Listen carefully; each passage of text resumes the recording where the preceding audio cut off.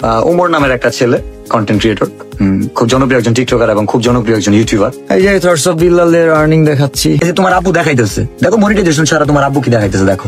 অনুপ্রেরণার আরেক নাম শর্টস অফ লেউটার ভাই। ভাইয়ের লেউটা চাটা ছাড়া আমার আর কোনো যোগ্যতা নাই। বর্তমানে সোশ্যাল মিডিয়ায় ওমর এবং বিল্লালকে নিয়ে শুরু হয়েছে কামড়াকামড়ি, যে যার মতো করে দুজনকে রোস্ট করছে। ওমরের ভক্তরা বিল্লালকে এবং বিল্লালের ভক্তরা ওমরকে নিয়ে তৈরি করেছে তুমুল কন্ট্রোভার্সি। কারো মতে ওমর বিল্লালকে কপি করেছে, আবার কারো মতে বিল্লাল হচ্ছে বউ ব্যবসায়ী, বই ব্যবসায়ী। কারণ বিল্লালের 150 টাকার বই 1000 টাকায় বিক্রি করাকে নেটিজনেরা মোটেও পছন্দ করেনি। তবে আসলে কি নিয়ে বাঁধলো তাদের মধ্যে এই তৃতীয় বিশ্বযুদ্ধ, আজ আমি আপনাদের সেটাই জানাবো, তাই অনুরোধ করবো ভিডিও শেষ পর্যন্ত দেখার।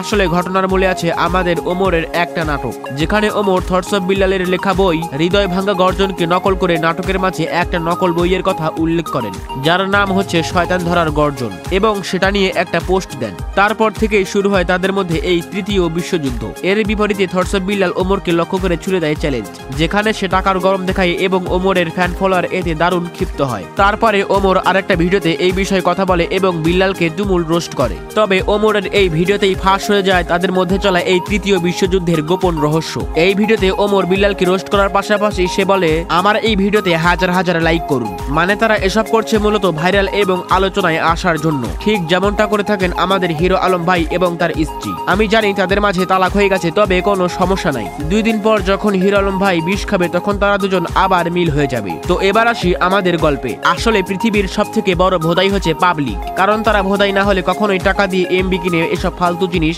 দেখতো না। যেখানে থটস অফ বিল্লাল 150 টাকার বই 1000 টাকায় বিক্রি করছে নিজের পকেট ভরার জন্য, যেখানে ওমর লাইক কমেন্ট ভিক্ষা চাইছে নিজের পকেট ভরার জন্য, সেখানে পাবলিক নিজের টাকা খরচ করে এমবি কিনে এসব ফালতু জিনিস দেখে। তাই আপনাদের অনুরোধ করব, বাংলাদেশের সোশ্যাল মিডিয়াকে আর নোংরা না করে এসব কাজে কান না দিয়ে আপনারা আপনাদের কাজ করুন।